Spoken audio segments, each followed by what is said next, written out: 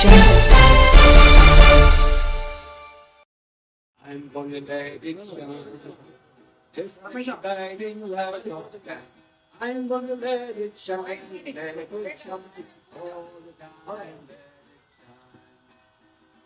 There's the guiding light of time. I'm gonna let it shine. There's the guiding light of time. I'm gonna let it shine.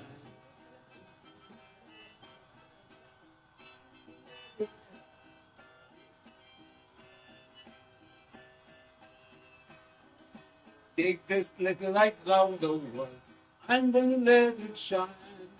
Take this little light round the world. I'm gonna let it shine. This little guiding light of mine. I'm gonna let it shine. Let it shine all the time. Let it shine.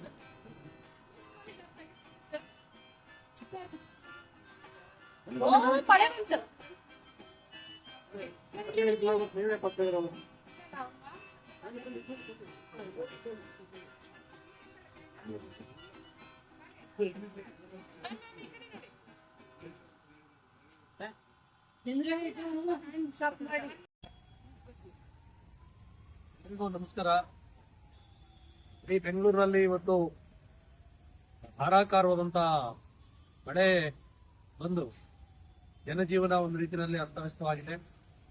ಇವತ್ತಿನ ಸಂಜೆಯ ಯುದ್ಧ ಬೇಡ ಶಾಂತಿ ಬೇಕನ್ನುವಂತಹ ಒಂದು ಶಾಂತಿಯುತವಾದಂತಹ ದೀಪ ಬೆಳಗಿಸುವಂತ ಒಂದು ಕಾರ್ಯಕ್ರಮದಲ್ಲಿ ಅನೇಕ ಜನ ಭಾಗಿಗಳಾಗಬೇಕಾಗಿತ್ತು.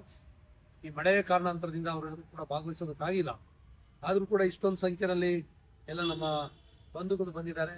ನಾನು ಅವರೆಲ್ಲರಿಗೂ ಕೂಡ ಧನ್ಯವಾದ ಅಭಿನಂದನೆಗಳನ್ನು ಹೇಳೋದಕ್ಕೆ ಬಯಸ್ತೇನೆ. ಜಗತ್ತಿಗೆ ಇವತ್ತು ಯುದ್ಧ ಬೇಡವಾಗಿದೆ, ಎಲ್ರಿಗೂ ಶಾಂತಿ ಬೇಕು. ಈ ಜಗತ್ತಿಗೆ ಯುದ್ಧ ಬೇಡ, ಬುದ್ಧ ಬೇಕು. ಬುದ್ಧನ ತತ್ವಗಳು ಇವತ್ತು ಬೇಕಾಗಿದೆ. ದುರಂತ ಅಂತಂದ್ರೆ ಇವತ್ತಿನ ವಿಶ್ವದ ದೊಡ್ಡಣ್ಣ ಅಂತ ಹೇಳಿ ಕರೆಸ್ಕೊಳ್ತಾ ಇದ್ದಂತಹ ಅಮೆರಿಕ ಜಗತ್ತಿನ ವಿವಿಧ ದೇಶಗಳ ಮೇಲೆ ವಿನಾಕಾರಣ ಯುದ್ಧಗಳನ್ನು ಮಾಡಿ ಸಾವು ನೋವುಗಳ ರಕ್ತಪಾತಗಳನ್ನು ಮಾಡುವಂತಹ ಕೆಲಸ ಹೀನ ಕೃತ್ಯದಲ್ಲಿ ಅಮೆರಿಕದ ಅಧ್ಯಕ್ಷ ಡೊನಾಲ್ಡ್ ಟ್ರಂಪ್ ಅಕ್ಷರಶಃ ಹುಚ್ಚು ರೀತಿಯಲ್ಲಿ ವರ್ತನೆ ಮಾಡ್ತಾ ಇದ್ದಾರೆ. ತನಗೆ ಆಗದೆ ಇರುವಂತಹ ದೇಶಗಳ ಮೇಲೆ ಹಗೆತನ ಸಾಧಿಸುವುದು, ಅವುಗಳ ಮೇಲೆ ದಾಳಿ ಮಾಡಿಸುವಂತಹ ಒಂದು ವಿಕೃತಿಯನ್ನ ಇವತ್ತು ಪ್ರದರ್ಶನ ಮಾಡ್ತಾ ಇದ್ದಾರೆ. ಅಂತಹ ದುಷ್ಟ ಕೃತ್ಯವನ್ನ ಜಗತ್ತಿನ ಅನೇಕ ದೇಶಗಳು ಖಂಡಿಸ್ತಾ ಇದ್ದಾವೆ. ಭಾರತವು ಕೂಡ ಖಂಡಿಸಿದೆ. ನಾವು ನೀವೆಲ್ಲರೂ ಕೂಡ ಖಂಡಿಸಬೇಕಾಗಿದೆ.